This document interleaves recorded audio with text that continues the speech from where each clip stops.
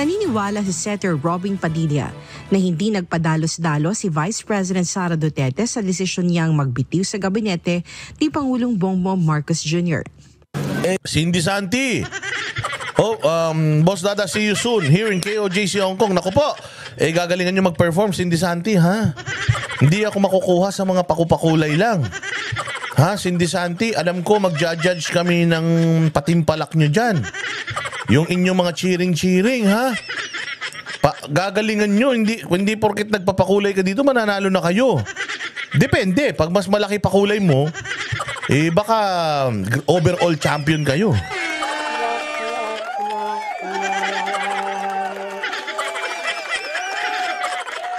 Sabi ni Eat Abroad, it's not smuggling if you declare it. Oo, alam ko naman. Pero I don't think that money, yung kaninang pera, is declared because it's hidden inside a used sack. Gamit na medyas yung pinaglagyan, hindi pitaka eh. So I am sure smuggled yan, smuggled. Oo, grabe. Cindy Santi, maraming salamat sa iyo, ha. Kung gusto mong manalo ang grupo ninyo, ay gagalingan mo. Kung ayaw mo naman galingan, pwede naman. Mas lakihan mo yung pakulay.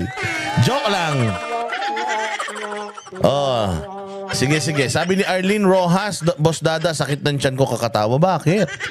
Hindi bukas. Hindi kami bukas. Sino ba pupunta bukas sa Hong Kong? Wala naman. Sa ano pa kami Biyernes? Next Friday pa. This coming Friday.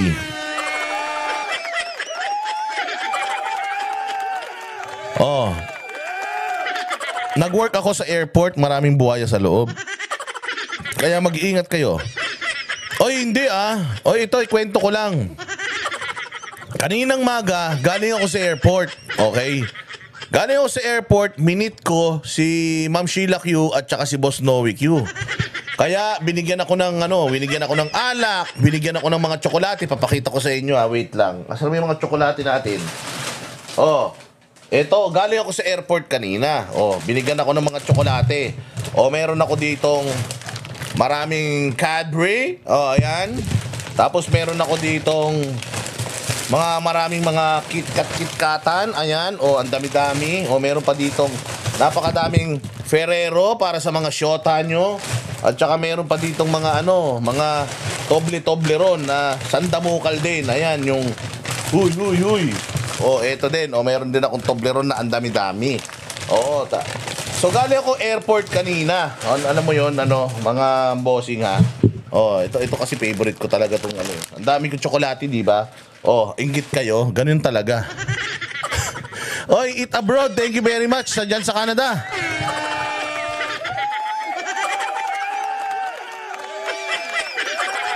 Ang dami ko chocolate binigay ni Boss Noe at saka ni Ma'am Sheila Q.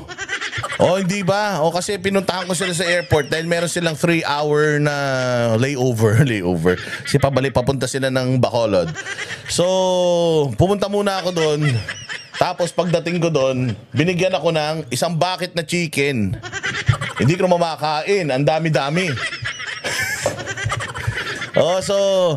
Kinukwento niya sa akin ni Boss Noe Q na nung galing daw sila sa duty free, binibigyan daw niya ng pera yung nagtutulak ng cart nila. Alam mo ba, sabi ni Kuya, ay hindi po, bawal po yan dito sa amin. Bawal na po yan. Pinagbawal po yan ni Presidente Duterte dati.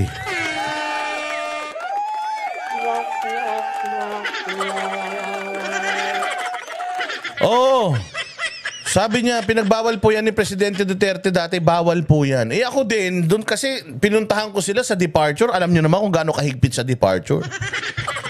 Ang higpit sa departure, di ba? Kasi nga maraming doon sasakyan, tas kailangan mabilisan yung sasakyan. Sabi ko kasi, pag daan ko ganyan, sabi ko, sir, kasi may pupuntahan ako doon sa Jollibee, may kukunin lang ako. May imimit ako doon, sabi ko. Sabi nung guard, sige, park mo doon sa may sulok, doon. Bilisan mo lang, ha, kasi bawal. Sabi ko, sige, bilisan ko. Pero tumagal ako ng 1 oras. Kasi nagkwentuhan pa kami. So, eto na, binigyan ako ng Jollibee Chicken Joy. Binibigay ko kay Kuya, ha, guard. Kuya, sa'yo na tong Chicken Joy. Kasi naka-fasting ako, hindi ako pwedeng kumain ng Chicken Joy ng ganito kaaga. Alam mo, hindi niya tinanggap. Hindi, bawal yan.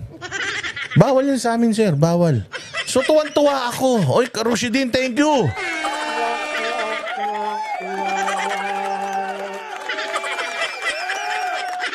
Oo, sabi ko nga sa inyo, bawal na po yan. Bawal po magbigay dito cash or anything, bawal po. Pinagbawal niya ni Presidente Duterte. Oo, sabi ko talaga, kahit iba na ang presidente ngayon, di tinuloy-tuloy namin, at least dito sa Terminal 2. Tinuloy-tuloy namin yan, sir. Ang ganda ng Terminal 2, napakalayo ng Terminal 2 sa Terminal 3 at saka Terminal 1.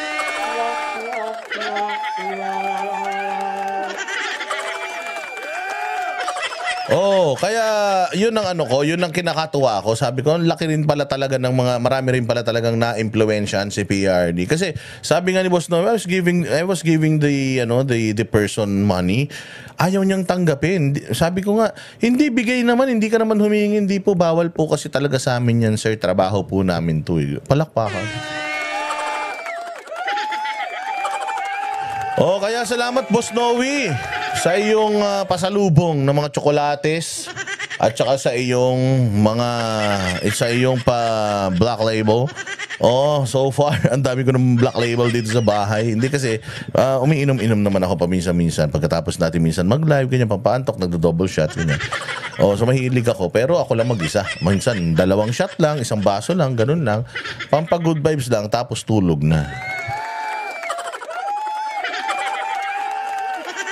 Oh, yun. So, sinabi ko lang sa inyo. Again, welcome to the Philippines, Ma'am Sheila Q and Boss Noe Q. I hope that you will enjoy your stay here even though it's a brief vacation. Oo, maikli lang inyong vacation. And I hope na you will enjoy your stay here in the Philippines. Okay, diretso po natin itong balitang to. At kay Senator Risa Hontiveros na magsagawa din ng investigasyon sa Senado. Samantala, naniniwala si Senator Padilla na pinag-isipan ni Vice President Sara Duterte ang kanyang desisyon na magbitiw sa gabinete ni Pangulong Bongbong Marcos Jr. Narito ang balita ni Hannah Jane Sancho.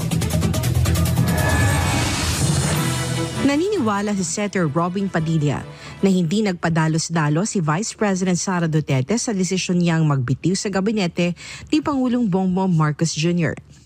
Desisyon yan ni VP at ako naman naniniwala na sa lahat ng desisyon ni VP pinag-isipan niya. Record ang magsasabi na si VP ay isang profesional na tao, isang abogada, isang mayor na naging mayor ng 3 beses dito sa Davao na walang iniwang utang.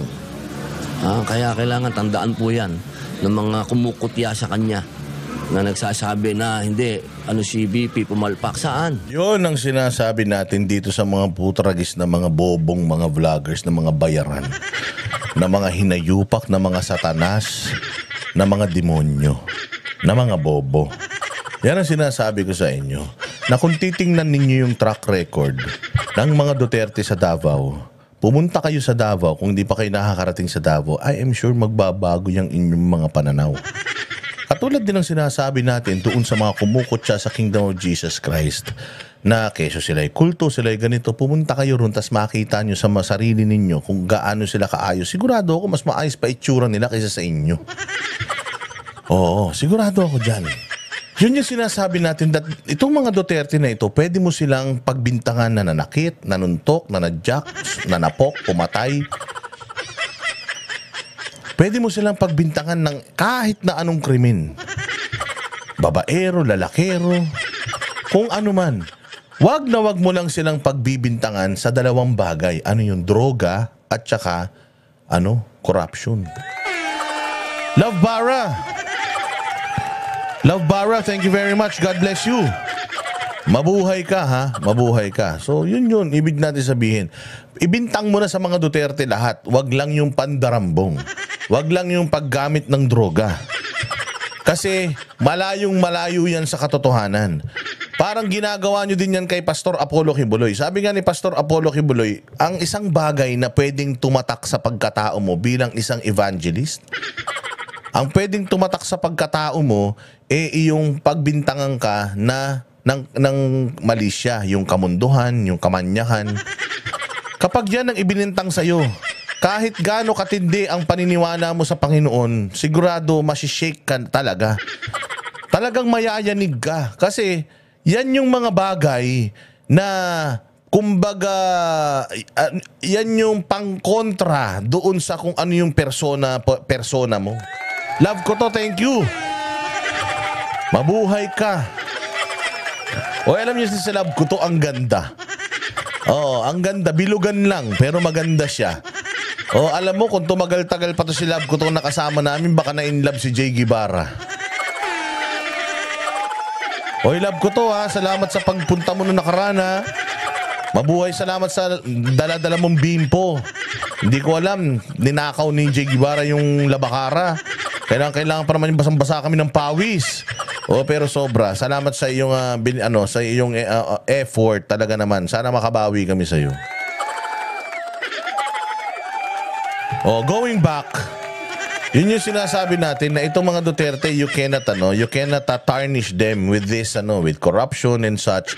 Pastor Apollo Quiboloy is the same. Hindi mo siya pwedeng sabihin na ganito, hindi mo siya pwedeng sabihin na ng manyak or anything. Kasi tinan mo si Pastor Apollo Quiboloy, lahat naman ng pastor pwede mag-asawa. Di ba? Ang mga pari lang naman, mga pari nga, hindi pwede mag-asawa, nag-aasawa. What I'm saying is, si Pastor Apollo Quiboloy, nung nag-start siya, meron siyang girlfriend na, blondie. Iba lahi, puti, ganyan ang peg ni Pastor Apollo Quiboloy, okay? So iniwan niya yung kanyang girlfriend na yun dahil sa kanyang bokasyon, sa kanyang dedikasyon doon sa na sundan yung way of living ng Panginoong Hesus, ni Jesus Christ. Hindi nag-asawa si Jesus, hindi nagpabulag sa kamunduhan, hindi nagpabulag sa sa mga kasalanan. Ganun din, namuhay siya ng ganun, mga boss. Even though pwede siyang mag-asawa, hindi siya nag-asawa kasi nga pinili niya yung buhay na maging ganun, maging sagrado, hindi ba? So yung mga kasamahan niya sa kanyang simbahan, sinusundan din naman siya, kaya ganun din sila. Yung mga babae doon, kahit gaano kagaganda, walang mga juwa. Hindi ka pwedeng lumabas, magjuwa sa labas. Balik ka sa loob, bawal yun. It's either pag nagjuwa ka sa labas, dalin mo sa loob. Kaya kung magjuwa ka sa labas, lumabas ka na. Kasi nga, syempre, marami silang mga batas na sinusunod dyan. At kailangan, lahat ng galaw nila, kailangan alam noong leadership at kailangan kasama yung leadership sa pagde-decide dahil isa nga silang pamilya dyan. So yun yung sinasabi natin. Kung talagang si Pastor Apollo Quiboloy, mahilig yan sa babae, sana noon pa. Sana noon pa. Nakita nyo ba yung mga itsura nung mga nagdidimandang minole-molestya daw niya? Alam mo ba na hindi yan ang mga pinakamagaganda dyan sa loob? Ang dami pang magaganda, mas maganda. Hindi nga magaganda tong mga to eh. Yung isa nga, pok-pok pa eh. Hindi ba? Di umano. According din sa mga dating kasamaan at saka mga kapatid. Putatching pa eh. Di umano. Alam mo yung ibig ko sabihin, si Pastor Apollo Quiboloy, yun yung pinaka, kung ikaw ay isang alagad ng simbahan, yan yung pinakamasakit na pwede nilang iano sa'yo. Kung gusto ka nilang saktan, gusto ka nilang dungisan, yan yung pinaka pwede nilang idungis sa'yo. Kaya dito sa mga Duterte, ganun din ang ginagawa nila. Ang ginagawa nila sa mga Duterte, binabato nila nung mga bagay na very firm sila. Firm sila sa corruption. Sasabihin corrupt sila. Firm sila sa drugs, kaya nga may war on drugs. Sasabihin si Baste nagdodroga. Watching from San Diego, Berth Logan in San Diego. Shout out sa'yo, mabuhay ka. Even though it's late in San Diego, you're still alive and kicking. Thank you very much, Beth Logan. I hope that you're doing fine. Sana nga. This is actually your first pakulay sa YouTube. Thank you very much. More to come.